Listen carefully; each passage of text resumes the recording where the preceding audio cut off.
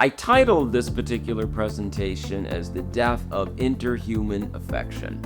Specifically, as in the title, we're discussing the loss of the natural affection that humans used to have for each other. The loss of affection between husband and wife, men and women, parents and children, parents and grandparents, children and grandparents, and so forth. These are bonds that throughout history have held us together and made life worth living. Having those bonds motivated us to stand by our tribes and to work hard for the benefit of those we cared about. It gave us things to look forward to. We enjoy getting together with family after absences. We perceive time together as a cool thing. We look forward to going on vacations together because we want to spend time together and have adventures that we can share. Those adventures are special if we have affection for the people that we're with. But there are signs that these bonds that have held us together for thousands of years are eroding and are becoming extinct. Why is that? Well, I think the Bible has a hint. There is a verse over there in Matthew 24. When Jesus was asked about, when will the end times be? What should we look for when the time of the end is at hand? And he gave a list of things. And I'm not going to go into all of them because this isn't to talk about the end of the world. But I'm just going to read one of the paragraphs that he said. He said, "At that time, many will be offended and repelled by their association with me, and will fall away from the one whom they should trust, and will betray one another, handing over believers to their persecutors, and will hate one another. Many false prophets will appear and mislead many. Because lawlessness is increased, the love of most people will grow cold, but the one who endures and bears up under suffering to the end will be saved." So we have a picture of a future where people turn against each other. They will turn fellow believers over to their persecutors. So yeah, things are going to be pretty bad. Because lawlessness is increased, the love of most people will grow cold. What's it talking about? The love of most people. The love of most people for what? Well, what are the options? Could be, and I think it's pretty clear from the passage, that the love of most people for God. Yeah, in fact, the first time I saw that verse back when I was in college, that's the first thing that popped into my head. It was talking about the love of most people for God. That's why they were going to betray fellow believers, because they said, you know what, I've had it with that God stuff. That didn't work out for me, so I'm just going to go ahead and turn in these other crazy Christians out here because I don't believe that anymore. So that's one interpretation, and I think it's a valid interpretation. Another possibility is it's talking about the love for morality and righteousness. The fact that it commented on lawlessness increasing suggests that people stop respecting morality. They stop respecting the rule of law. There are natural laws and there are Christian laws, but bottom line, there are some laws that are kind of universal. Don't harm the innocent, treat people the way you want to be treated, respect authority, be loyal to those that have supported you, and then purity, dietary, hygiene, and sexual. Those are built in, I've talked about this before, those are innate rules that have been present in every culture from the beginning of recorded history. And so as lawlessness goes up, people's obeisance to those rules, as well as to the commands that we have in Scripture, that starts to go away. And the more we walk away from moral law, the more immoral we become. Another possible explanation for the love of many will grow cold is that it's talking about love not only for God, but also for people in general. Affection itself will start to disappear. Now, I'm going to be honest. I did not see that one coming at all. At no time as a young person did I look at that verse and think, men are going to stop loving women and people are going to stop loving their kids. That didn't cross my mind. I didn't think in a million years that something like that would occur. Another way to say that is that moral decay fuels gender disharmony. We see this happening right now on some level. Let's start with a couple of premises here. Premises number one, and most people will agree with this. Anybody that studied relationships understands that men, what they really want from their women, from their wives, is respect. They crave respect more than affection, actually. If you ask most men, what would you rather have, respect or affection? Most men would go with respect. We want affection too, but when a man is disrespected, it's a big blow. When women indicate that they are disgusted with their husbands, that they don't respect them, that they look down upon them, men start looking for the exit. It's like, what's the point? If you don't respect me, how can you call that love? If you don't respect me, what good am I in this relationship? Men really have a craving to be respected. But here's the trick. Here's why sin is so insidious. What are the biggest drawbacks to being male? What are the weaknesses of the male in modern times? So many men make themselves unrespectable through pornography addiction or some type of substance addiction, such as alcohol, marijuana, or whatever. Specifically, when you take a look at porn addiction, it's like women are hardwired to be disgusted by men who get off by looking at porn, especially if it's an actual addiction. If they keep catching them over and over and they can't seem to quit diddling themselves while looking at pornography, women find that disgusting. All right, men laugh about that and think that's normal. Guess what? It's a trap. It's a trap. Women are hardwired to look down on you and to disrespect you. You are seen as a loser. As a loser if you're addicted to porn. That's how women naturally see that, generally speaking. Oh, no, again. You know what? Let me, I'll open my mail and I gotta click my... Jeff, this is the third time. What is wrong with you? Hey, I'm sorry. It's disgusting. I can't get off without HD porn, Cherie. It's the only good thing about 2016. Ew, please stop. Now, women crave affection way more than respect. They love and crave affection from their husbands. However, in this society, in modern times, they make themselves unlikable through selfishness, promiscuity, and militant feminism. Now, promiscuity. You see, men, when they see a woman that's giving it out for free or has a history of giving it out for free with an extensive body count, that gives them the ick big time. That's like used toilet paper. That's like yuck. They would much rather have someone fresh and unused. And so they see the body count as gross. They are turned off. They do not feel natural affection for a woman with a really high body count. They can, but it takes a lot more work because on some level, we're aware that a woman who's been with a lot of guys is not very capable of pair bonding. Also, the likelihood of you being compared to 67 other guys who were taller, who had better incomes, who were funnier. There's a whole host of ranks. And so you get compared with the best bits of those guys and you don't measure up. And so the likelihood of her walking away from you is pretty high. She's walked away from 89 other guys. So there you go. So we men really have a hard time feeling affection for a woman who's been run through. But what's interesting is that when a man has had multiple partners, women look at him as a success. They look at this guy and say, wow, he must be something good about him, because if all those other women wanted him, then there must be something good. I'm getting a prize here. So as generally speaking, they're not as bothered. Not saying it's a good idea for a man to have a promiscuous past.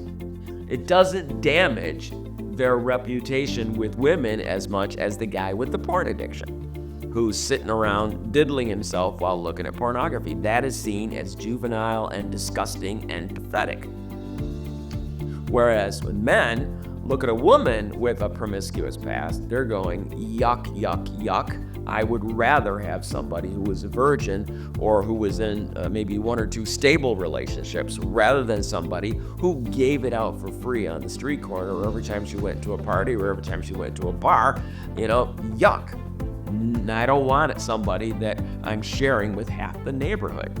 And it's important that men and women understand that there are significant gender differences, that men don't see women the way that women see them. Okay, and so men think, well, porn addiction, at least I'm not sleeping around. Aren't you happy? And women are saying, hey, guess at least I don't have a porn addiction. I've been successful with these other guys. Aren't you lucky that you're getting a catch? And it doesn't work that way. It just, all it does is that if we give in to our sinful proclivities, we become disgusting to the opposite gender. So it's a trap. This moral decay in these ways is a trap to make men and women more disgusting to each other. There's a reason why there's no movement of men from abroad coming to the U.S. to find an American wife. God, I love it when a passport bro tells me that I'm jealous that American men are leaving the United States and not looking at American women. Because the ones that are leaving the United States to go find themselves a bride overseas are exactly the ones that we never wanted.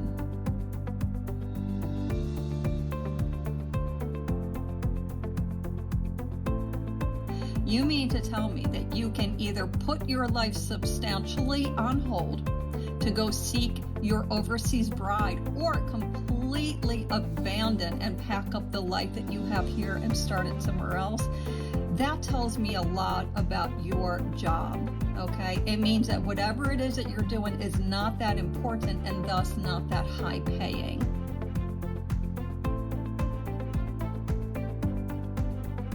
Okay, because if you can just quit your job, well, you don't have income coming in.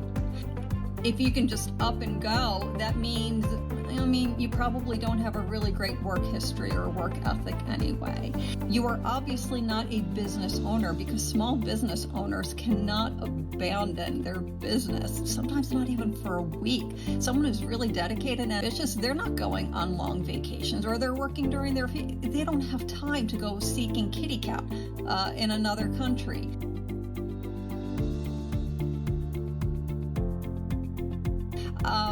If it is some sort of really important position, they're not taking the time away from their number one love. A man's number one love is his money, and he makes his money from his job.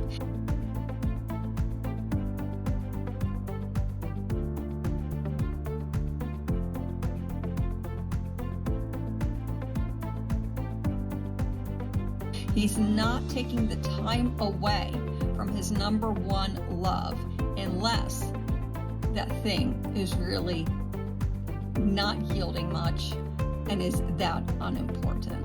Now, according to this video, by the year 2030, more than half of the women living in the West, the USA, will be single due to the fact that majority of our men are going overseas to find their brides. So what do you suggest the women in the West do if everyone's advice is for men in the West to look elsewhere for a wife? What happens to all the women in the West then? Well, that one study we referenced that said by 2030 or something, 50% of women will be without a man. So that's the direction we're heading, because the men that are looking for those traditional values are starting to go overseas, and then the other half of the men are just checking out completely. They don't want to deal with women at all. So this is going to be a big issue that women are going to deal with in the future as their options dwindle.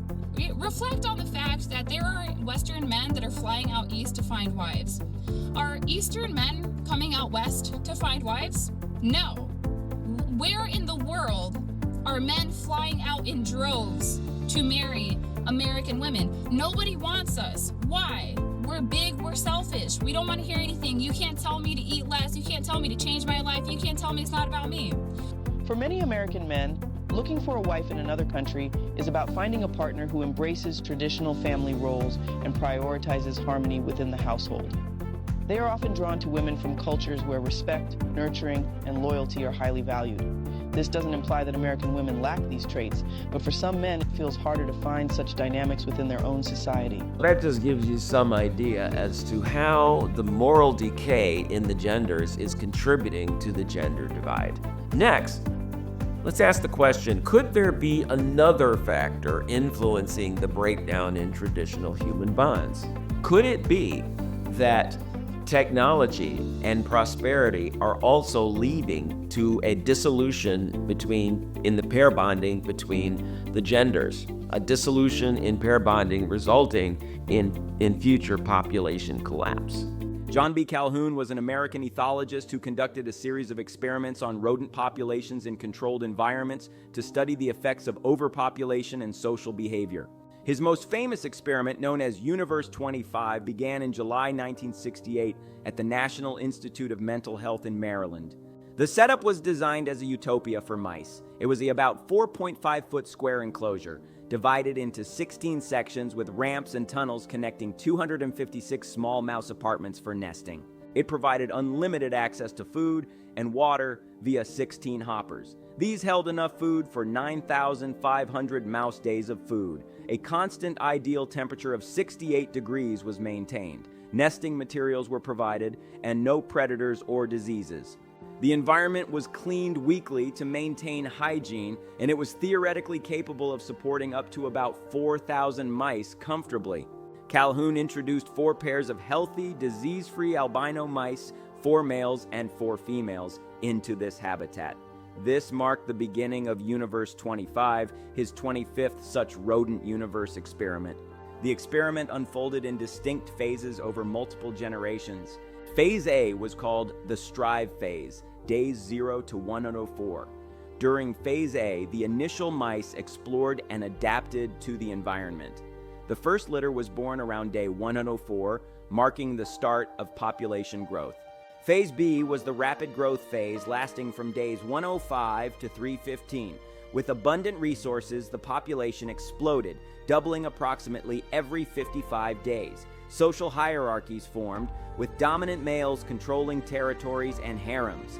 By the end of this phase, the population reached around 620 mice, and then the growth began to slow as space became more contested.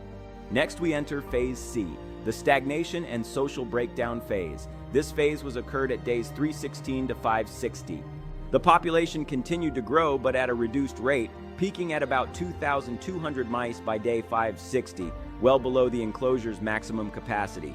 Behavioral issues intensified. Males formed gangs and attacked defenseless mice. Random, purposeless violence. Defeated males withdrew into passive groups, becoming dropouts that huddled in the center pens. Dominant males grew exhausted from constant fighting, leading to breakdowns in protection of females and young. Females became aggressive, often neglecting or attacking and eating their own pups, resulting in infant mortality rates climbing to 96% in some areas. Abnormal behaviors emerged. The males became hypersexual. They were described as pansexual. They lived for pleasure. In spite of plenty of food being available, they engaged in cannibalism.